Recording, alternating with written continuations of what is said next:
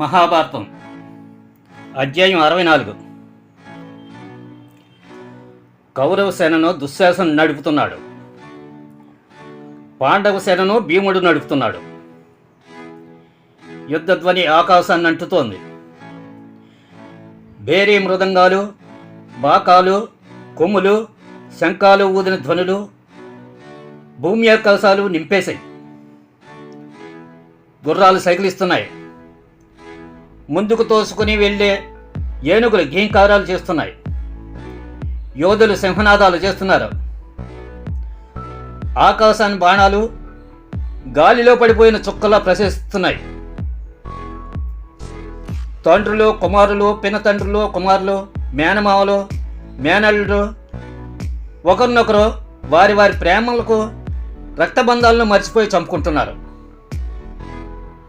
అదొక భయంకరమైన ఉన్మాదులతో చేస్తున్న మరణ యుద్ధంలో ఉంది.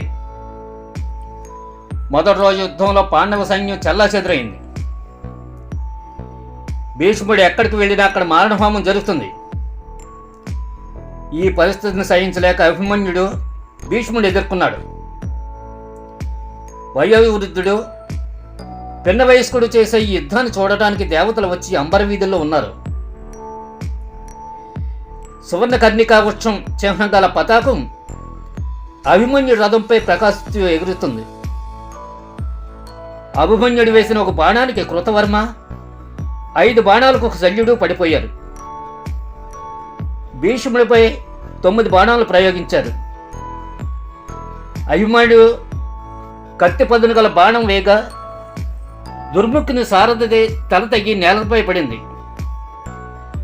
మరో బాణం కృపుని ధనస్సును విరిచింది. అభిమన్యుడి యుద్ధ చమత్కృతం చూస్తున్న దేవతలు వారి వైపు పుష్పవృష్టి కురిపించారు. భీష్ముడు ఆయన తోడుగా నిలిచిన యోధుడు అర్జునుడి కుమారుడైన అభిమన్యుడిని అర్జునుడికి తగినవాడి అని ప్రశంసించారు. కౌరవులందరూ ఒక్క ఉదుటిని అభిమన్యుడిని ఎదుర్కొన్నారు.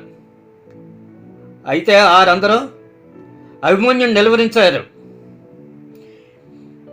భీష్ముడు తనపై వదులుతున్న అగ్ని బాణాలు తన బాణాలతో ధ్వంసం చేస్తున్నాడు. బాగా గురిపెట్టి వదిలిన అభిమన్యుడు ఒక బాణం భీష్ముడు తాళధ్వజాన్ని పడగొట్టింది. ఇది చూసి భీముడు ఆనందంతో సింహనాదం చేశాడు. దీంతో అభిమన్యుడు ఉత్సాహం రెట్టింపైంది.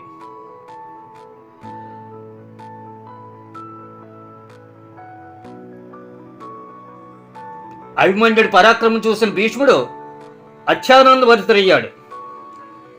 తనకిష్టం లేకపోయినా తన పూర్తి బలమంతా అభిమన్యుడిపై ఉపయోగించవలసి వచ్చింది. విరటుడు, అతని కుమారుడు ఉత్తరుడు, ద్రుపద కుమారుడు దృష్టజ్యుమ్నుడు, భీముడు అభిమన్యుడి చెంత చేరి అతనికి సేద తీరే అవకాశం ఇచ్చారు. వీరందరూ భీష్ముడు తాకగా ఆయన వీరులతో తలపడ్డారు. విరటుడు కుమారుడు ఉత్తరుడు ఏనుగెక్కి దాన్ని శల్యుడిపైకి ప్రోత్సహించాడు. శల్యుడు ఆగ్రహంతో ఉత్తరుడిపై బల్లి విసిరాడు. అది తిన్నగా వెళ్ళి ఉత్తరుడు హృదయంలో గుచ్చుకుంది.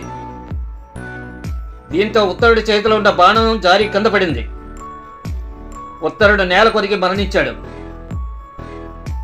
దీంతో ఉత్తరుడు ఏనుగు శల్యుడిపైకి లంఘించింది. శల్యుడు ఆ ఏనుగు తొండాన్ని నరికి గాయపరటంతో అది పెద్దగా వచ్చి చనిపోయింది. అప్పుడు శల్యుడు కృతవర్మ రథం ఎక్కాడు. విరట్న కుమారుడు శ్వేతుడు తన తమ్ముణ్ణి శల్యుడిని చంపడం చూశాడు. అతడి ఆగ్రహం కట్టలు తెంచుకుంది. తన రథాన్ని శల్యుడిపైకి పంపాడు. ఇంతలో 7 రథారూఢులైన వీరులు శల్యుడికి బాసటగా నిలిచి అతన్ని అన్ని దిశలకు రప్పించారు. శ్వేతుడిపై కురిసే బాణ వర్షాలు బెరుపు తీగల్లా ప్రకాశిస్తున్నాయి. శ్వేతుడు బహు చాకచక్యంగా వారిని నిలవరించాడు. తన బాణాలతో శత్రువుల బాణాలు ఎదుర్కొంటూ వారి చేతుల్లోని బల్యాలను పడగొట్టాడు. శ్వేతుడి యుద్ధ పరాక్రమం చూసి యుగపక్షాలకు చెందిన వీరులు మెచ్చుకున్నారు. దుర్యోధనుడికి శల్యుడికి సహాయంగా సైన్యాన్ని పంపి శల్యుడు సేద తీరే విధంగా అవకాశం కల్పించాడు. తర్వాత గొప్ప యుద్ధం జరిగింది. కౌరవ యోధులు వేలాది మంది చనిపోయారు. రథాలు అసఖ్యంగా ధ్వంసమయ్యాయి. గుర్రాలు ఏనుగులు చనిపోయాయి. శ్వేతుడు దుర్యోధనుడు పంపిన వారిని పలాయన చిత్తగించేలా చేసి తిన్నగా భీష్ముడు ఎదిరించాడు. భీష్ముడు రథపతాకం నేలపై పడింది. దీంతో భీష్ముడు శ్వేతుని రథాన్ని కొంగదీసి సారథిని నేల కూర్చాడు. తర్వాత భీష్ముడు శ్వేతుడు తలపడి బల్యాలతో యుద్ధం చేశారు. శ్వేతుడు ఒక గదను భీష్ముడు రథంపై వేయగా అది తుక్కయ్యింది. భీష్ముడు దీన్ని ముందుగానే గమనించి అదాటిని కిందకు దూకాడు. తన వింటినారిని చివరిదాకా లాగి శ్వేతుడిపైకి సంధించాడు. దీంతో శ్వేతుడు అక్కడికక్కడే చనిపోయాడు. దుశ్శాసనుడు శంఖముది మిక్కుల ఆనందంతో నాట్యం చేశాడు. తర్వాత భీష్ముడు పాండవుల సైన్యంపైకి తన సైన్యాన్ని నడిపించాడు. మొదటి రోజు యుద్ధంలో పాండవ సేన చాలా నష్టపోయింది. యుధిష్ఠిరుడు భయపడ్డాడు. దుర్యోధనుడికి ఆనందానికి అవధులేవు. పాండవ సోదరులంతా శ్రీకృష్ణుడికి చేరి ఆతృతగా సమాలోచన చేశారు.